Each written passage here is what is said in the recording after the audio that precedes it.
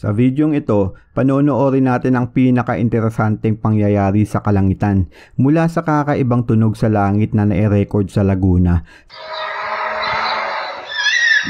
Sa mga ulap na tila katapusan na ng mundo, sa lumilipad na bagay sa kalangitan na parang jellyfish, sa viral video UFO sa Malaysia na nabalita pa sa telebisyon, hanggang sa mga pangyayari sa kalangitan na tiyak walang maniniwala kung hindi nakuna ng kamera.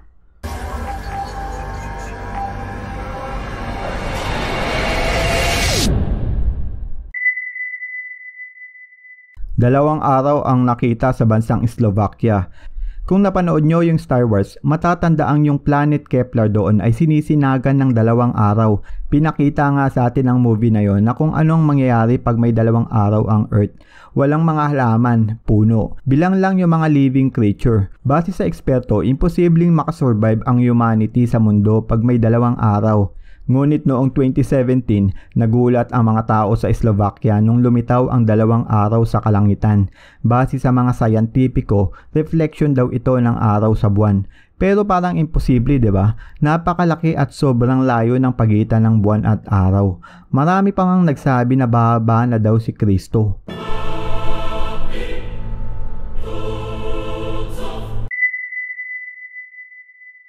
Sa unang tingin, parang katapusan na ng mundo.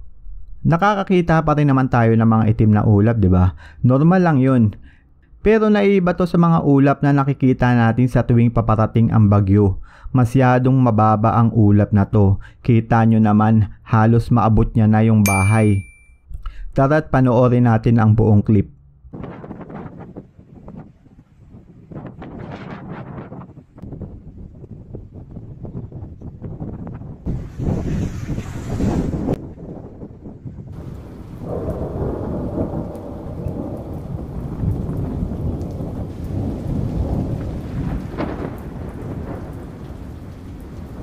Base sa report, matapos mag-video ng ating cameraman, bumagsak ang malakas na buhos ng ulan.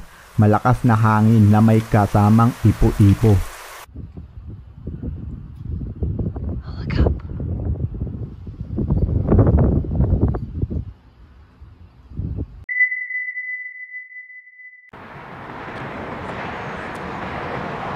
Sobrang satisfying ng sightings na to sa kalangitan, parang jellyfish na lumilipad.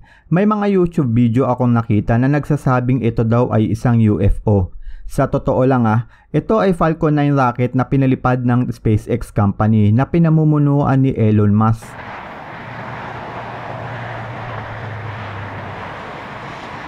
Ang misyon ng Falcon 9 rocket na to ay para mas palakasin ang Wi-Fi broadband ng SpaceX na Starlink.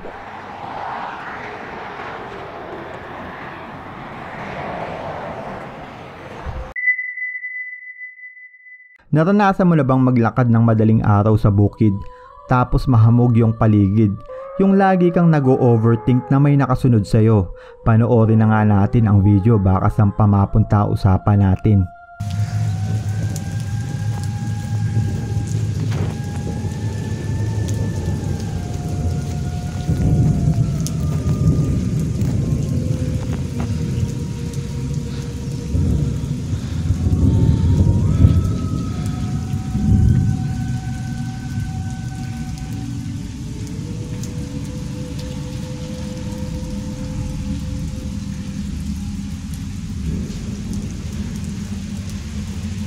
Paano kung nakakita ka nito?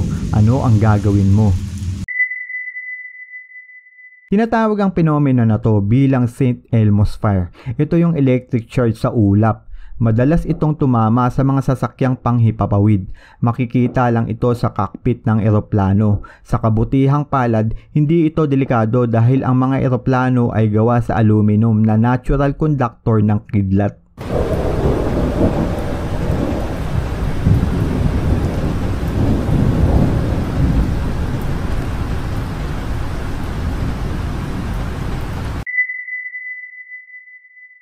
Naniniwala ba kayo sa portal?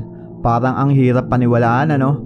Pero 'di ba, yung black hole sa kalawakan na kahit pa nga si Albert Einstein ay pinabulaanan ito.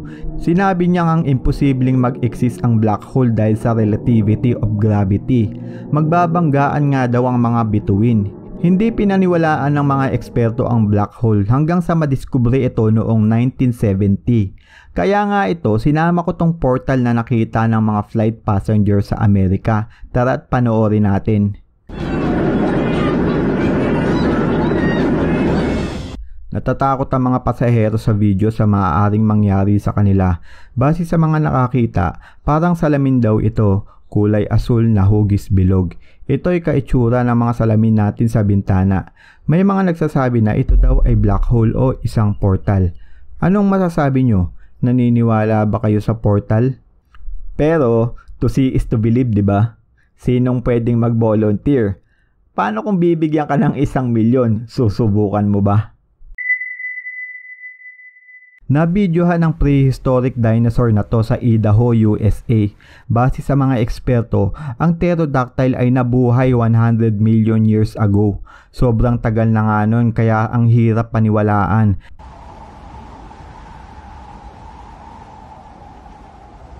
Base sa mga nabasa ko sa comment section na nakatira din sa nasabing lugar, meron din daw silang nakita na gantong ibong kaparehas ng nasa video. Ito ang pumukaw sa aking atensyon.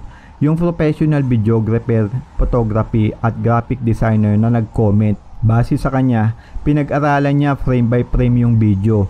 Sa kanyang opinion, 100% na totoo ang video at hindi edited. Ano sa tingin nyo? Naniniwala ba kayo dito? I-comment lang kung meron din kayong kakaibang karanasan para mabasa sa ating comment section.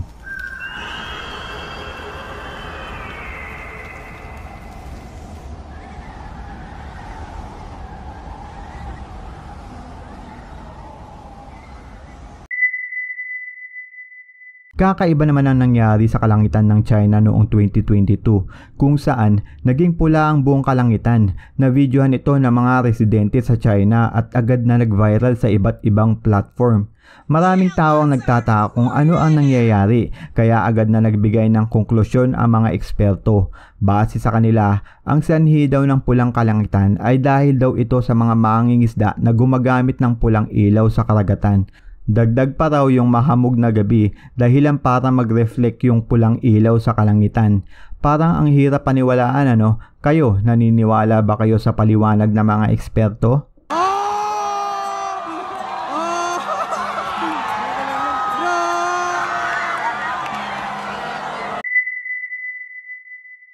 At some point of our life, lahat naman tayo siguro napatanong na rin, meron ba talagang UFO? Naniniwala ako na merong entity na mas higit pa sa atin na nabubuhay sa kalawakan. Sa sobrang lawak ng galaxy, parang alikabok lang tayo sa kalawakan. Itong UFO sightings na to na nakuna ng video noong 2016 ang magbibigay kasagutan sa iyo kung totoo nga ba talaga ang UFO o hindi. Ikaw na ang humusga.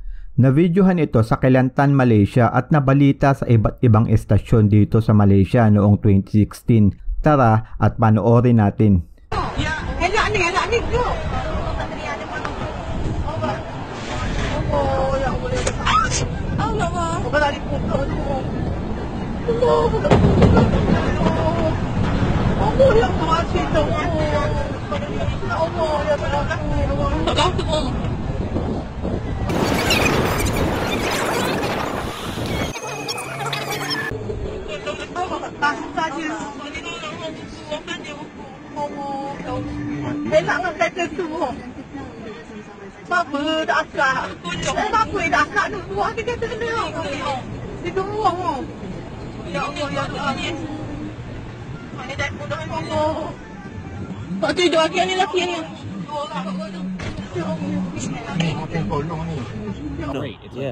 Moving.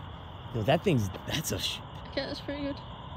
Yo, it's like that thing they showed on Oh, Rogan. whoa. What is that? Kakaibang tunog sa langit. Parang may halimaw na sumisigaw naman sa kakaibang tunog na to mula sa langit. Nakunan to ng video ni Vinent Magnayo sa Laguna.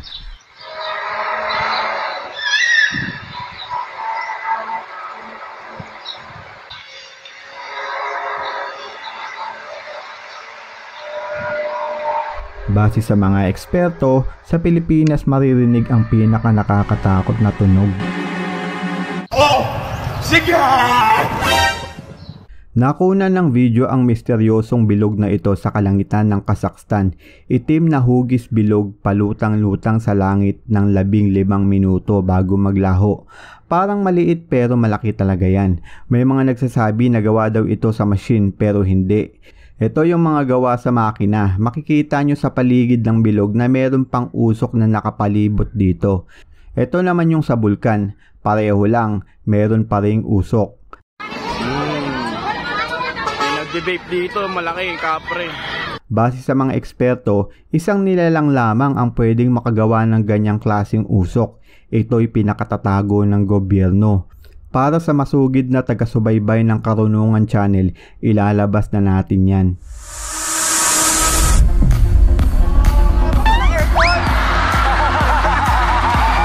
Biro lang, 2 araw na akong walang tulog, hinahabol ko kasi upload deadline ng video na to. Kaya napraning na ata ako. Palike na lang ako ng video na to kung nagustuhan nyo. Kita-kita ulit tayo sa susunod.